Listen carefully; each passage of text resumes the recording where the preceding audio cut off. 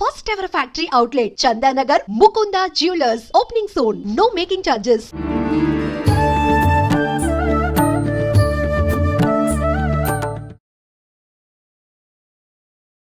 నమస్కారం, welcome to I dream. ధర్మ మార్గం విత్ విజిత కార్యక్రమానికి స్వాగతం. ప్రస్తుతం మనతో పాటు ఉన్నారు ప్రముఖ జ్యోతిష్య పండితులు బ్రహ్మశ్రీ చేబిఎం కిరణ్ కుమార్ శర్మ గారు. ఇప్పుడు వారితో మాట్లాడి మన సందేహాలన్నింటినీ కూడా నివృత్తి చేసుకునే ప్రయత్నం చేద్దాం. నమస్తే అండి. ఆనంద సిద్ధిరస్తు.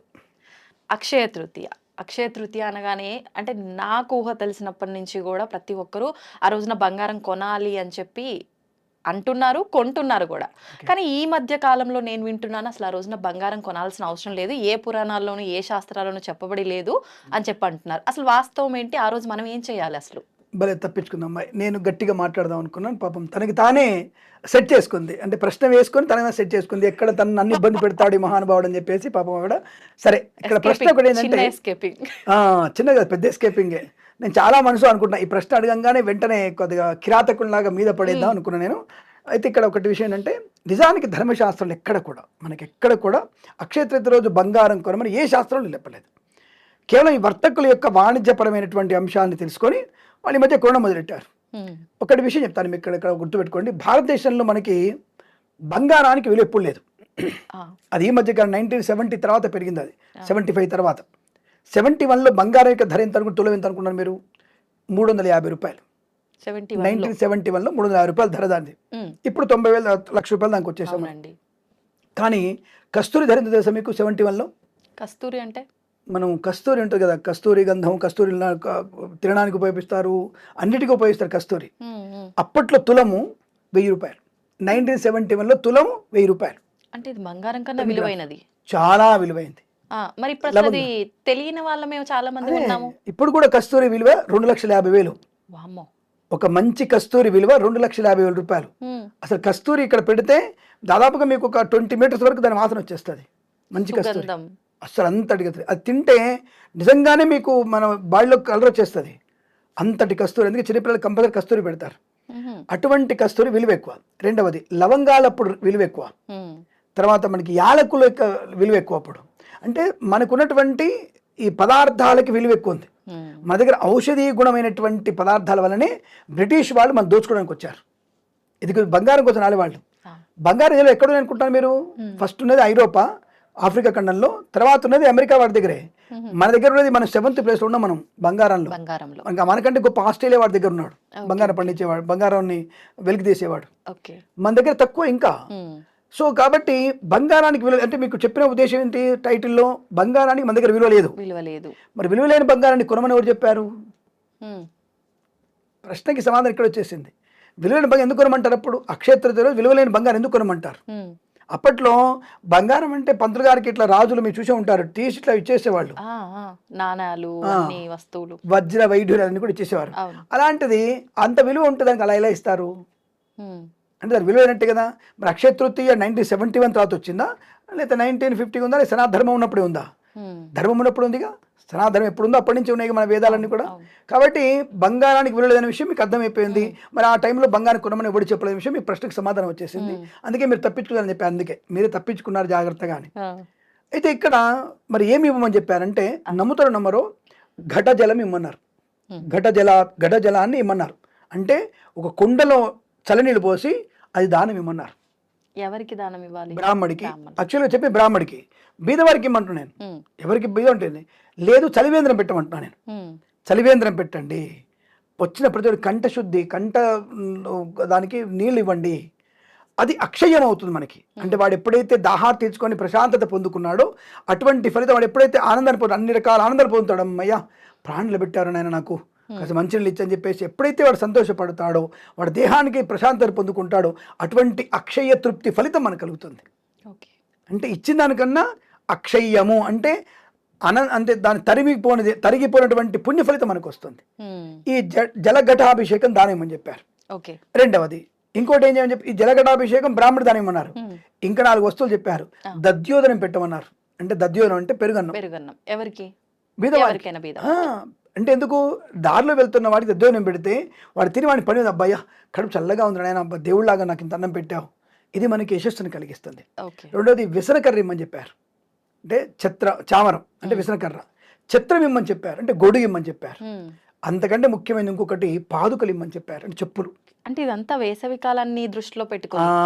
ఇప్పుడు కరెక్ట్ టైంకి వచ్చారు. అంటే మన సనాతన ధర్మంలో ఎప్పుడెప్పుడు ఏ సమయంలో దానం ఇవ్వాలి అన్న విషయంలో బ్రాహ్మడికే మనం అనుకుంటున్నాం, కాదు, బ్రాహ్మడికి అని చెప్పలేదు. జలఘటాభిషేకం మాత్రం బ్రాహ్మడికి ఇవ్వాలి. ఎందుకు ఇవ్వాలనేది పక్కన పెట్టి చెప్తాను మీకు నేను. ఇవన్నీ ఈ యొక్క చెప్పులు, చామరము, గొడుగు దానం ఇవ్వడం వల్ల ఏ వ్యక్తి అయితే తన వర్తకం రీత్యానో తన పని నిమిత్తము బయటికి వెళ్తున్నప్పుడు అవి ధరించి వెళ్తున్నప్పుడు అబ్బయ్య వాడు వెళ్తున్న ప్రతి అడుగులో ప్రతి పుణ్యకార్యంలో మనకి దానికి అక్షయ ప్రతిఫలం పొందుకునేటువంటి అవకాశం ఉంటుంది. కాబట్టి ఛత్ర, చామర, పాదుకలు దానం ఇవ్వమని, దద్యోధనం దానం ఇవ్వమని చెప్పారు.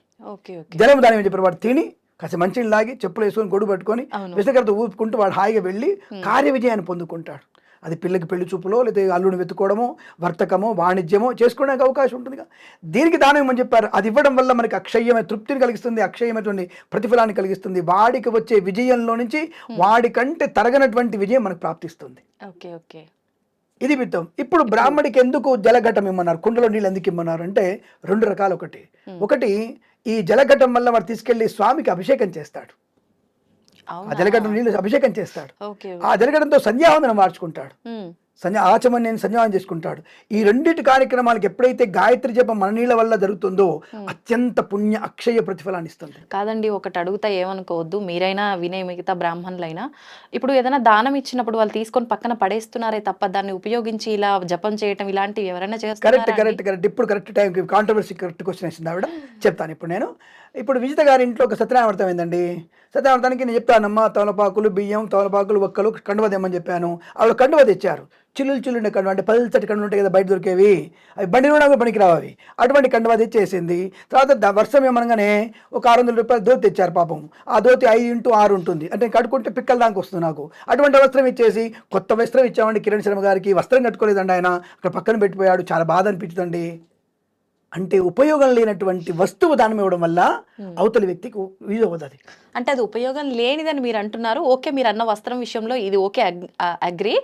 కానీ ఇప్పుడు కొన్ని సందర్భాల్లో కొన్ని అకేషన్లలో ఇదే ఇవ్వాలి అని చెప్పి బ్రాహ్మణులే చెప్తారు.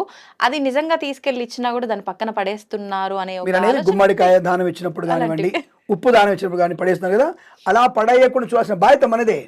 ఆయన వెళ్ళేంత వరకు ఆయన ఉప్పు అంతా సంచులో పెట్టేసి బ్యాగ్ లో జిప్ పెట్టేసి బాబు ఇది వస్తువు మీద అని చెప్పేసి ఆయన మన ఇంటి నుంచి బయటికి వెళ్ళేంత వరకు ఆ ధాన్యం అంతా మనదే బాధ్యత.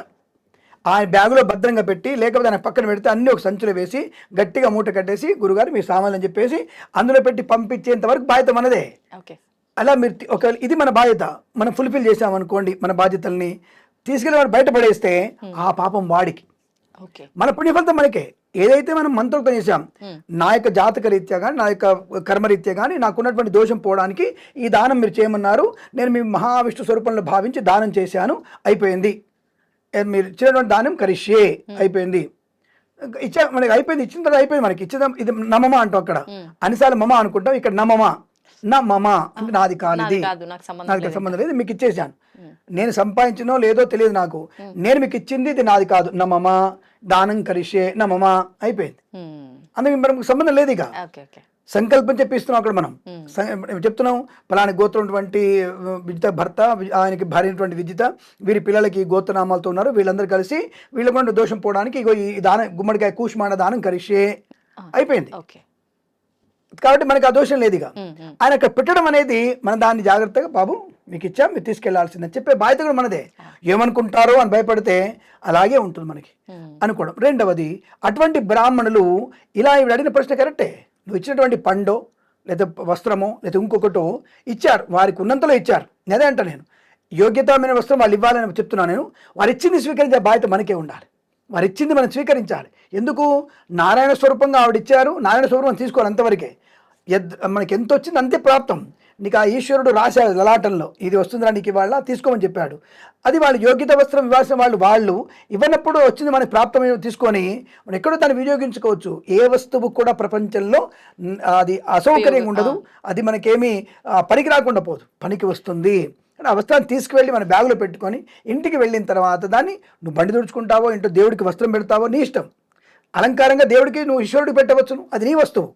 అయ్యో ఎవరో ఇచ్చింది కానీ ఎట్లా పెడతాను అనుకోక్కల్లా. నువ్వు వాళ్ళ ఈశ్వరునికి అలంకారం చేయొచ్చు, విష్ణుమూర్తికి అలంకారం చేయొచ్చు, అమ్మవారికి అలంకారం చేయవచ్చు, లేదా నువ్వు బండి తుడుచుకోవచ్చు, నీ ఇష్టం, చాయిస్ నీస్ అది. ఎలాగైనా నువ్వు వాడుకోవడం కోసం వాళ్ళు ఇచ్చారు దాన్ని. కాబట్టి అలా వాడుకునేటువంటి అవకాశం నీది, వాడుకోకపోతే పాపం నీది తప్ప వాళ్ళది కాదు. అలా అని చెప్పి ఇండ్లలో వదిలిపెట్టేసి మీరు వెళ్ళే ప్రయత్నం చేయకండి. బ్రాహ్మణులకి ఇది ఒక మనవి, నేను మిమ్మల్ని హెచ్చరిక చేయలేను కదా, కాబట్టి బ్రాహ్మణులకి ఇది మనవి, వాళ్ళు ఇచ్చినటువంటి దానాలు ఏవైనా సరే తీసుకెళ్లాల్సిన బాధ్యత ఉంటుంది. అలా తీసుకెళ్తేనే అక్షయ తృతీయ రోజు అక్షయం కలిగి వస్తుంది మనకి. అది గుర్తుపెట్టుకోండి, మళ్ళీ మిస్ అవుతున్నారు మీరు. ఇవాళ విశేషం ఏంటంటే అక్షయ తృతీయ గురించి. కానీ అలా మనం వస్త్రం తీసుకెళ్ళినా, అలాంటి గుమ్మడికాయలు తీసుకెళ్ళినా, అలాంటివి ఏదైనా వస్తువు ఏది తీసుకెళ్ళినా సరే అక్షయాన్ని కలిగించే అవకాశం బలంగా ఉంటుంది. అటువంటి అక్షయ తృతీయ రోజున కానీ ఇతరత్ర కానీ తీసుకెళ్ళినటువంటి దానం, వస్త్రం ఏదైనా సరే వాళ్ళు తీసుకెళ్లాల్సిందే, అందులో సందేహం లేదు. అలాగే ఈరోజు ఇంకోటి ఏంటంటే విశేషము, ఇవాళ లక్ష్మీనారాయణ పూజ. ఇవాళ అక్షయ తృతీయ ఉంది, ఇవాళ లక్ష్మీనారాయణ పూజ ఉంది. నాకు ఒక డౌట్, అది నేను కరెక్ట్గా అడుగుతున్నానో మిస్ అవుతున్నానో కానీ, ఆ రోజున అక్షయ తృతీయ రోజున పురాణాల్లోనో మరి ఎక్కడో లక్ష్మీ అమ్మవారికి అక్షయ పాత్ర ఇచ్చారు ఎవరో అని చెప్పి నేను మొన్న ఎక్కడో విన్నా. ఇది వాస్తవమా? వాస్తవమే, కుబేరుడు ఇచ్చాడు. ఓకే, అందరూ అదే అంటారు, కుబేరుని పూజించాలి వాళ్ళ మనం. లక్ష్మీనారాయణ పూజ, కుబేరుడి పూజ. ఇవాళ ఇంకో 2 విశేషమైన వ్రతాలు వచ్చాయి. సంపత్ గౌరీ వ్రతం ఒకటి, సౌభాగ్య గౌరీ వ్రతం ఒకటి. 2 వ్రతాలు ఈ రోజే. ఈ సంపత్ గౌరీ వ్రతం దేని గురించి? సంపద అంటే సంపదనే, అంటే పొలము కానీ, స్థలము కానీ, గృహము కానీ, ఐశ్వర్యము కానీ పొందడం కోసం, జ్ఞానాన్ని పొందడం కోసం సంపత్ గౌరీ వ్రతం. సౌభాగ్య గౌరీ వ్రతం కూడా ఇవాళ్లే. అంటే దీర్ఘ సుమంగళి యోగం కొరకు మనం చేసేటువంటి పసుపు గౌరిని పెట్టుకొని చేసేటువంటి పూజలు 2. పెద్ద పూజలే ఉండవు, పసుపు గౌరితోనే. ఇక్కడ గౌరీ దుర్గామ్మవారి అష్టోత్తరాలు, అక్కడ వచ్చేసి మీరు లక్ష్మీదేవి అష్టోత్తరం, కుబేరుడు అష్టోత్తరం. సంపత్ గౌరీ వ్రతంలో లక్ష్మీదేవి అష్టోత్తరం, కుబేర అష్టోత్తరం. ఇక్కడ తప్పకుండా గౌరీ అష్టోత్తరం చేసుకుంటే చాలు. అదే ధూపం, అదే నైవేద్యం, అదే వస్త్రం, అమ్మవారికి ఒత్తి పెట్టడం, అదే ధూపం వేయడం, అదే అక్షంతలు పెట్టడం, అదే పూలు పెట్టడం, నైవేద్యం పెట్టున్నటువంటి. అయితే ఇక్కడ సంపత్ గౌరికి ఏమో బెల్ల పాయసం పెట్టాలి. ఇక్కడ అమ్మవారికి మన సౌభాగ్య గౌరి దగ్గరికి వచ్చేసరికి మనము కూరగాయలతో అన్నం పెట్టాలి అమ్మవారికి. కూరగాయలన్నీ కలిపినటువంటి కుళుప్తో ఉంటుందని, అటువంటి అన్నాన్ని పెట్టే ప్రయత్నం చేస్తే అమ్మవారికి ప్రీతికరంగా ఉంటుంది. అంటే మనందరం కూడా కిచిడి అంటారు దాన్ని, అన్ని కూరగాయలు వేసేసి ఆ పదార్థాన్ని. లేదనుకుంటే మీరు మనకి ఇది పెట్టాలి, మనం ఏది మిరియాలన్నం చేస్తాం కదా మనం, మనకి తెలుగులో స్వీట్ ఏమో ఏదో అంటారు మన స్వీట్ని, 2 పొంగలి, కట్టు పొంగలి. ఇక్కడేమో కట్టు పొంగలి, అక్కడేమో పాయస పొంగలి. ఆ 2 వేరు. అంతే తప్ప మిగతా అంతా సేమ్. ఇక్కడ దుర్గా గౌరీ అష్టోత్తరం, అక్కడ లక్ష్మీ కుబేర అష్టోత్తరం చదువుకోవాలి. సింపుల్. తప్పకుండా మనకి అనుకున్న సంకల్పం నెరవేరుతుంది. మరి 2 కలిపి పెట్టొచ్చా? మన ప్రేక్ష తెలుగులో 2 కలిపి పెట్టొచ్చా అంటే, ఆ గౌరమ్మ వారు, ఈ గౌరమ్మ వారు 2 వేరు గౌరమ్మలు కాబట్టి 2 వేరువేరుగా చేసుకొని వేరువేరు పూజలు చేసుకోవచ్చు మీరు ఒకే టైంలో. ఇప్పుడు ఇవన్నీ ఏం తెలియదండి మాకు. మామూలుగా ఇంట్లో ఉన్న నిత్య దీపారాధన చేసే పటాల దగ్గరే మేము చేసుకుంటాము, నైవేద్యం పెడతాము. మరి మాకు అంతా కలిసి వస్తుందా? లక్ష్మీ అష్టోత్తరం చదువుకోండి. లక్ష్మీం క్షీర సముద్రాయతనయాం శ్రీరంగదామేశ్వరీం దాసీభూత సమస్తదేవనితాం లోకైక దీపాంకురాం శ్రీమన్మందకటాక్షలబ్ధైవోత్ బ్రహ్మేంద్ర గంగాధరాం త్వాం త్రైలోక్య కుటుంబినీం సరసిజాం వందే ముకుంద ప్రియాం. ఇంత శ్లోకం చదువుకోండి, సింపుల్. లక్ష్మీ అష్టోత్తరం. ప్రకృత్యై నమః, వికృత్యై నమః, శ్రద్ధాయ నమః. ఇవాళ రేపు ఆడవాళ్ళకి వచ్చింది. అయితే ఇక్కడ ఇంకోటి విశేషం, ఇవాళ చాలా విశేషం ఒకటి తప్పకుండా ఆడవాళ్ళు గుర్తుపెట్టుకున్నామా. మీకు తొందరలో గృహప్రవేశం కావాలన్నా, మీ ఇంటి మీద మళ్ళీ ఇల్లు కట్టాలనుకున్నా, ఆల్రెడీ 4 ఇల్లు ఉన్నాయండి విజయారెడ్డి లాగా, మాకు కూడా 4 ఇల్లు కావాలనుకున్న వాళ్ళు ఎవరైనా సరే తప్పకుండా మీరు చదవాల్సింది ఈ అమ్మవారికి శ్లోకం ఉంటుంది. మనకి దాన్ని ఏమంటారో మర్చిపోయాను, ఇప్పుడు నోటు గుర్తొచ్చింది. 9 సార్లు చదువుతారు అమ్మవారి శ్లోకం. మణికర్ణిక, మణిద్వీప వర్ణన. ఎవరైతే మణిద్వీప వర్ణన ఈరోజు 9 సార్లు చదువుతున్నారో తప్పకుండా 41 రోజుల్లో మీకు గృహ సంబంధ యోగం ఏర్పడుతుందండి. ఇది గ్యారంటీ. ఐ డ్రీమ్ ద్వారా కిరణ్ శర్మ చెప్తున్నటువంటి విషయం గుర్తుపెట్టుకోండి.